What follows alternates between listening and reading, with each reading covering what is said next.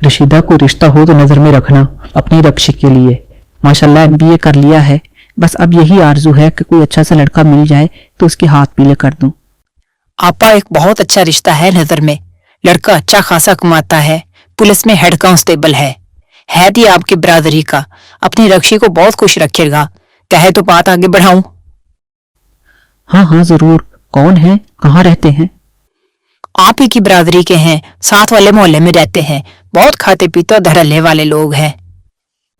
रशीदा उनसे बात करो और ये बताओ कि उनकी डिमांड क्या है। डिमांड तो कुछ खास नहीं है, बस वही जो आजकल हर जगह चल रहा है, घर का सारा सामान, फर्नीचर और एक गाड़ी। रशीदा गाड़ी देने की हिम्मत तो नहीं है, लेकिन तुम उनसे बात तो करो, शायद उनको हमारी रक्षी पसंद आ जाए तो गाड़ी की डिमांड ही ना करें। आपा बात करके देख लेते हो, वैसे मुझे लगता है वो मानेंगे नहीं, क्योंकि उनको आगे ही बहुत सारे रिश्ते आ चुके हैं और उन्होंने गाड़ी ही की वजह से इनकार कर दिया था। रशीदा एक दफा मिलवाओ तो सही, फिर देखते हैं। जी आपा, मैं अपनी पूरी कोशिश करूंगी। आपा कुछ खर्चा तो दे दें।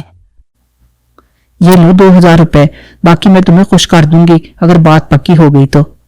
आपा मैं रिश्ता दिखाने के 5000 लेती हूँ, चलिए आपकी खातिर 2 ही सही, लेकिन बात पक्की होने पर पूरे 20,000 रुपए लूंगी और सोने की बालियां भी लूंगी।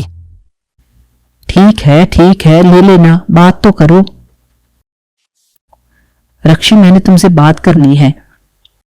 जी अम्मी, मुझे भी आपसे कुछ कहना था। तुम बाद में कहती रहना, पहले मेरी सुनो।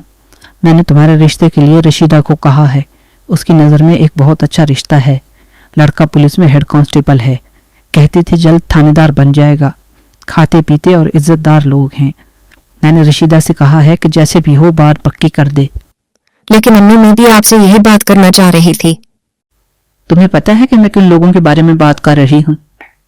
नहीं अम्मी, मैं नहीं जानती आप किसके बारे में बात कर रही हैं। मैं तो फुरकान के बारे में बात करना चाह रही हूँ। कौन फुरकान? मेरा क्लास फेलो है, उसने भी मेरे साथ ही एमबीए किया है। हम एक दूसरे को पसंद करते हैं और शादी करना चाहते हैं। हाय हाय, ये क्या कह रही है कलमोही?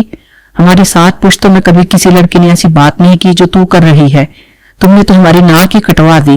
तुम्हारे अब्बा को अगले जहान में क्या मुंह दिखाऊंगी, तेरे मामूओं को क्या जवाब दूंगी? तूने तो हमारे खानदान की इज्जत खाक में मिला दी। अम्मी, ऐसा कुछ भी नहीं हुआ, हम सिर्फ एक दूसरे को पसंद करते हैं और आपकी मर्जी से शादी करना चाहते हैं। अरे मुझे क्या पता तुमने क्या क्या गुल खिला रखे हैं।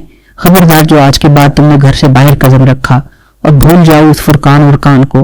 मैं खुद तुम्हारे लिए कोई बहुत अच्छा इज्जतदार रिश्ता तलाश करूंगी।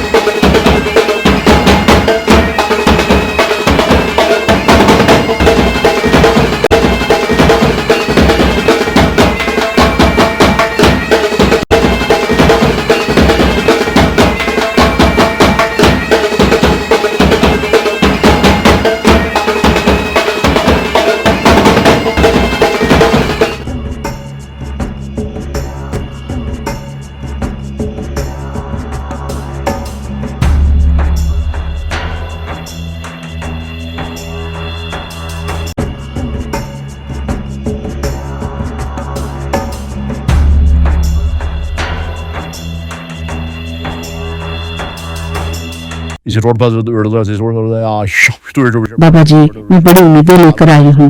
मेरी बेटी अपने घर में बहुत परेशान है। उसका बंदा उसे बहुत परेशान करता है, खर्चे के पैसे भी नहीं देता और अब तो मारने पे लगा है। कहता है तलाक दे दूंगा। फिक्र ना करो बीबी, तुम्हारा मसला हल हो जाएगा। तुम्हारा दामाद तुम्हारी बेटी का दोबारा से वफादार हो जाएगा और उसकी हर बात मानेगा। बाबा जी, अगर ऐसा हो जाए तो मैं आपको खुश कर दूंगी। ये लो बीबी तावीज, अपनी बेटी से कहना कि इसे अपने शौहर के चारपाई के नीचे रख दे। बहुत बहुत शुक्रिया बाबा जी। खुश रहो, आबाद रहो, सबका भला, सबकी खैर। बीबी जाते जाते लंगर के लिए 5000 रुपए बाहर देते जाना। जी बाबा जी। हमारे इर्द गिर्द ऐसी बेशुमार कहानियां बिखरी पड़ी हैं जहां वालिदैन अपने बच्चों को तालीम तो दिलवाते हैं लेकिन उनको फैसला करने की इजाज़त नहीं देते, और ख़ासकर अपना शरीक हयात चुनने की तो बिल्कुल भी इजाज़त नहीं होती। ऐसी सूरत-ए-हाल में जो शादियां होती हैं उनमें खुशियां हमेशा अधूरी और खोखली होती हैं। शादी के मामले में बच्चों और वालिदैन दोनों की रजामंदी जरूरी है। किसी एक की भी नाखुशी शादी जैसे बंधन को जहन्नुम बना सकती है।